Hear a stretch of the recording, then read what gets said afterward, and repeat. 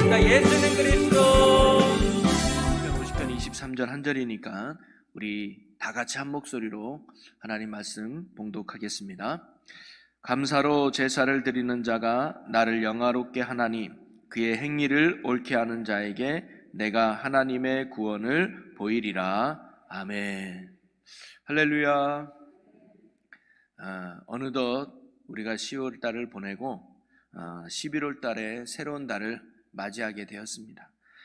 흔히 하는 말처럼 야, 시작한 지가 엊그제 같은데 라는 말이 있듯이 2022년도 시작한 지 엊그제 같은데 벌써 이제 2달밖에 남지 않고 11월 달의 첫날을 우리가 또 은혜 가운데 맞이하게 되었습니다. 지난 10개월 동안 참 많은 일들이 아마 있었을 겁니다. 기쁜 일도 있고 즐거운 일도 있었겠지만 때로는 힘들고 또 어려운 일들도 우리의 삶에 참 많이 있었을 겁니다. 그럼에도 불구하고 여러분 믿음 안에서 또 예수 안에서 또 성령 안에서 또 신앙생활을 열심히 해주시고 또 주어진 삶의 자리에서 신실하게 주님의 사명을 잘 감당하며 지금까지 살아온 여러분 한 분 한 분을 주의 이름으로 사랑하고 또 주의 이름으로 축복합니다. 새로 시작하는 11월 한 달도 더 큰 하나님의 은혜와 또 사랑이 여러분의 삶에 충만하시기를 주님의 이름으로 간절히 축원합니다. 우리 옆에 분께 10월 한 달 동안도 너무 수고했고 또 고생했지만 또 은혜 가운데 승리한 걸 축복하면서 우리 옆 사람에게 격려하며 축복하면서 오늘은 박수 한번 이렇게 쳐주면 좋겠어요. 옆에 사람에게 아유 수고하셨습니다.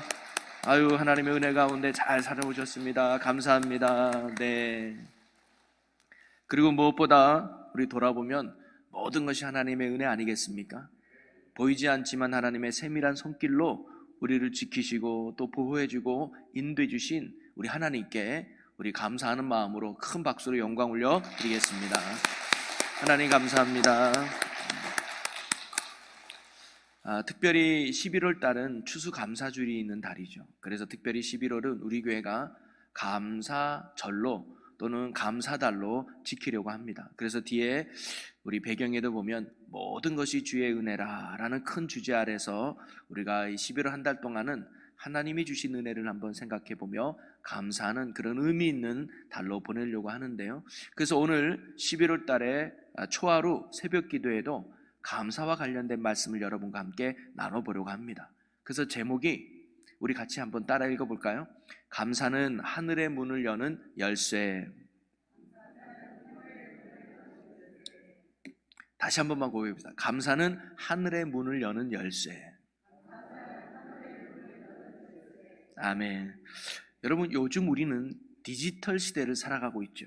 그래서 스마트폰, 태블릿 또는 컴퓨터가 없으면 참 살아가기 불편한 시대 속에 우리는 살아가고 있습니다. 가만히 앉아서 손가락 몇 번만 클릭하면 할 수 있는 일이 요즘 우리는 너무너무 많죠. 은행에 가지 않아도 손가락만 몇 번 튕기면 돈을 원하는 곳에 보낼 수가 있습니다. 또 마트나 시장에 가지 않고도 손가락 몇 번만 두드리면 원하는 물건, 원하는 음식을 집으로 배달 오지요. 또 우리가 극장에 가지 않고도 우리가 원하는 영화를 언제 어디서나 집에서 내가 있는 그 자리에서 볼 수 있는 참으로 편리한 시대를 우리가 살아가고 있습니다.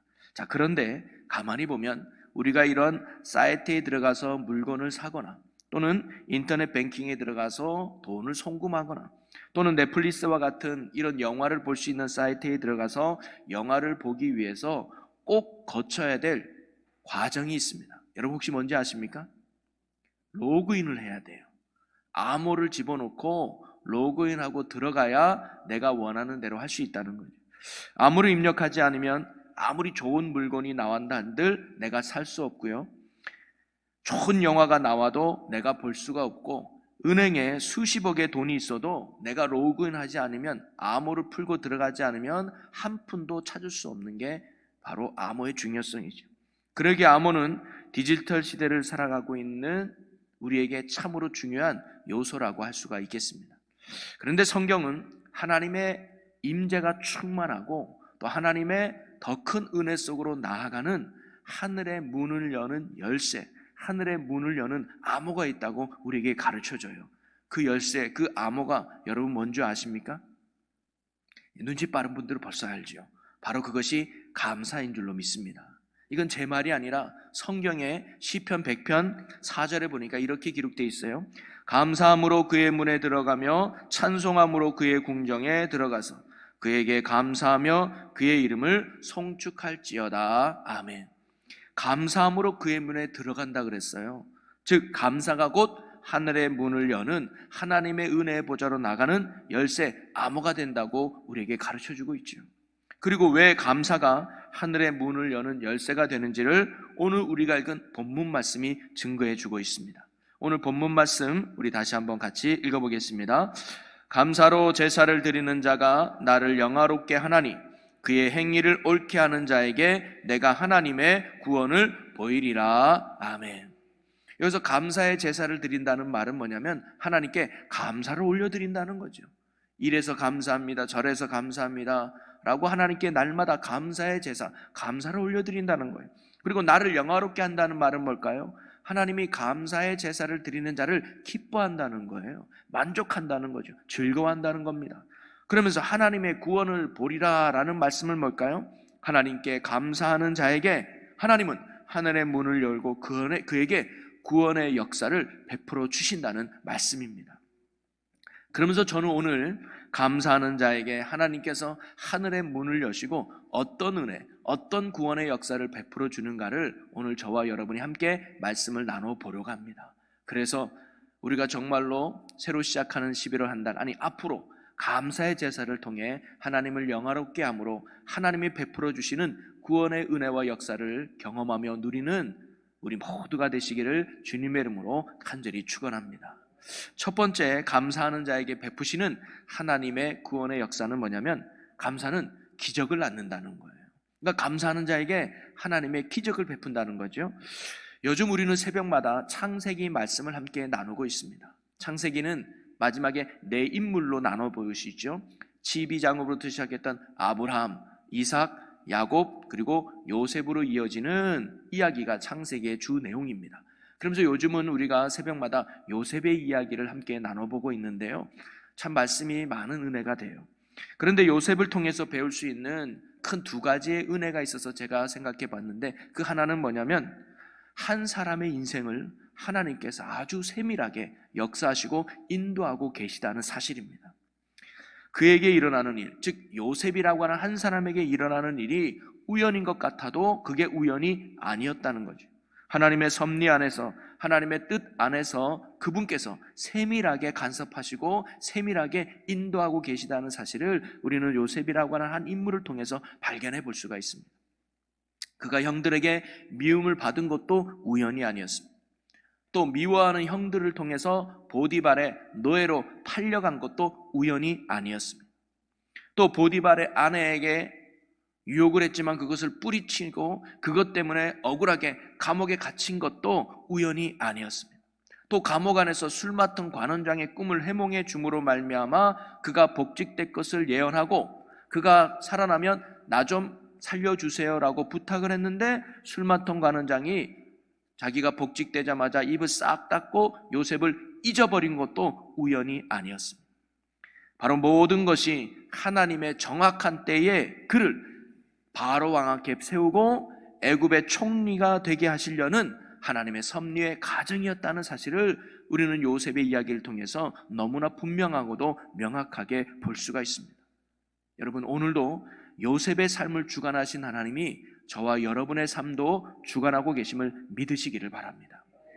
지금은 어두운 것 같고 지금은 참 힘든 것 같아도 우리의 인생은 하나님의 거룩한 은혜의 손에 있기 때문에 지금은 알 수 없지만 반드시 하나님의 선한 목적, 하나님의 기쁘신 뜻을 이루기 위한 섭리와 가정 속에 저와 여러분이 살아가고 있다는 사실을 여러분 꼭 기억하시고 믿음 안에서 오늘 주어진 삶의 자리에서 흔들림 없이 예수 안에 순종하며 살아가는 우리의 믿음의 삶이 되시기를 주님의 이름으로 간절히 축원합니다. 또 하나 깨달을 수 있는 건 뭐냐면 그가 이러한 하나님의 섭리에 따라 총리가 되면서 많은 사람들의 생명을 살리는 위치에 올라가고 하나님의 뜻을 이루는 축복의 사람이 될 수 있었던 이유가 어디 있었을까? 물론 하나님의 인도하심이었지만 그 하나님의 인도하심 속에 요셉이 범사의 하나님을 인정하고 하나님께 감사하는 사람이었다고 저는 생각이 듭니다. 그가 형들에게 노예로 팔려갔지요. 그래서 졸지에 사랑받는 아들에서 열심히 일해야 될 노예의 신분으로 전락합니다. 그러나 그는 그 노예의 자리에서도 나를 이 자리로 인도하신 하나님을 인정하고 그분께 감사했다는 거예요. 물론 감사했다는 세부적인 내용은 나오지 않지만, 하나님, 내가 자칫 형들의 손에 구덩이에 빠져서 죽을 운명이었는데 하나님이 나를 건져주시고 비록 노예지만 그래도 내 생명을 붙들어 여기까지 인도하신 하나님 감사합니다 라는 신앙 고백 속에서 그는 비록 노예였지만, 하나님, 나를 이 노예 자리로 불러주신 하나님, 내가 어떻게 해야 되겠습니까? 라고 감사하며 최선을 다해서 노예가 하는 일에 열심히 냈던 거지요. 그 신실함과 성실함을 보디발이 알고 그를 뭐로 세웁니까? 가정 총무로 세웁니다. 일반 노예도 될까 말까인데 히브리 노예가, 이방인 노예가 붙잡혀 와서 모든 노예보다 뛰어난, 아니 식구들보다도 뛰어난 가정 총무의 자리에 올라간다는 것, 기적이죠. 이 기적은 바로 요셉의 감사가 없었다면 일어나지 않았던 일이었을 겁니다. 또한 그가 억울하게 감옥에 갇히게 되죠. 보디발의 아내의 유혹을 뿌리쳤는데 오늘날 말하면 미투 사건에 고소돼서 억울하게 요셉이 감옥에 갇히게 됩니다. 그러나 감옥 안에서도 요셉은 뭐예요? 하나님을 인정하고 감사했다는 거예요. 여러분 보세요. 노예 출신이, 아니 노예가 주인의 어떤 부인을 겁탈하려고 했다? 이거는 그 자리에서 죽어도 할 말이 없는 거거든요. 근데 요셉은 죽지 않고 오히려 감옥에 갇혀서 살았어요.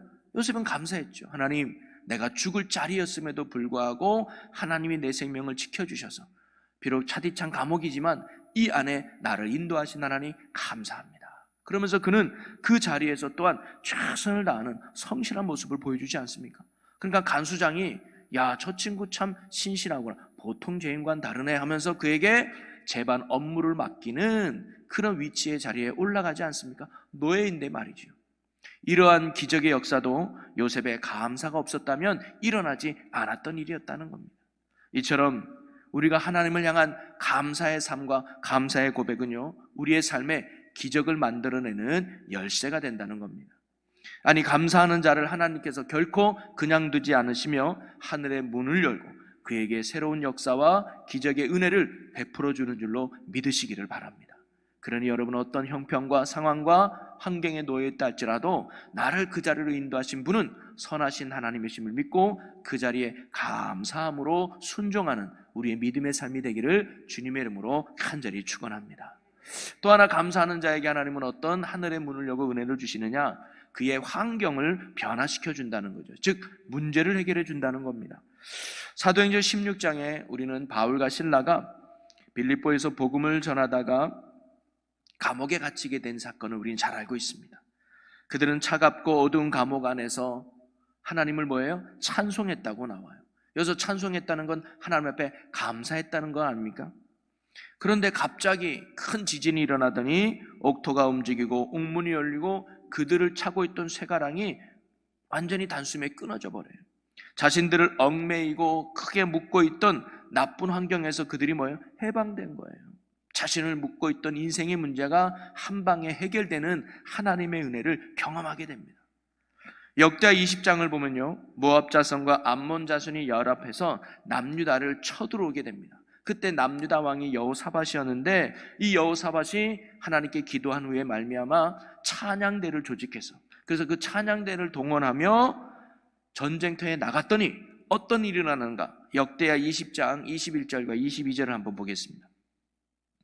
백성과 더불어 의논하고 노래하는 자들을 택하여 거룩한 예복을 입히고 군대 앞에서 행진하며 여호와를 찬송하며 이르기를 여호와께 감사하세, 그의 인자하심이 영원하도다 하게 하였더니 22절 다 같이 읽어봅니다.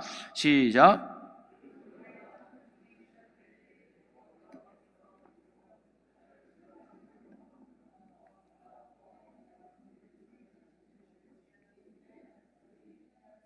아멘. 여호사밧이 칼 한 번 휘두르지 않고 찬양대를 통해 구원의 하나님, 은혜 하나님, 능력의 하나님을 찬양하고 그분께 감사했더니 어떤 일이 일어난 거예요? 적들의 손에서 그들을 구원케 해주시는 하나님의 역사를 경험하게 했던 것입니다. 문제를 깨끗하게 하나님이 해결해 주셨던 거죠. 우리도 고통 중에 감사하면 그때부터 원수가 물러가고 문제가 해결되며 변화의 역사가 우리의 삶에 일어나게 되는 줄로 믿으시기를 바랍니다.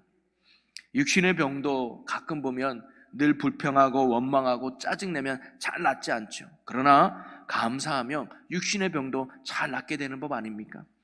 우리가 어려운 환경에 있다고 해도, 힘든 상황에 놓여 있다고 해도 여전히 우리를 사랑하시고 또 여전히 우리의 능력과 소망이 되시는 하나님께 감사하고 또 감사한다면 여러분의 환경도 변화되고 힘든 상황도 변화되고 하나님의 구원의 역사가 우리의 삶에도 능히 일어나게 될 줄로 믿습니다.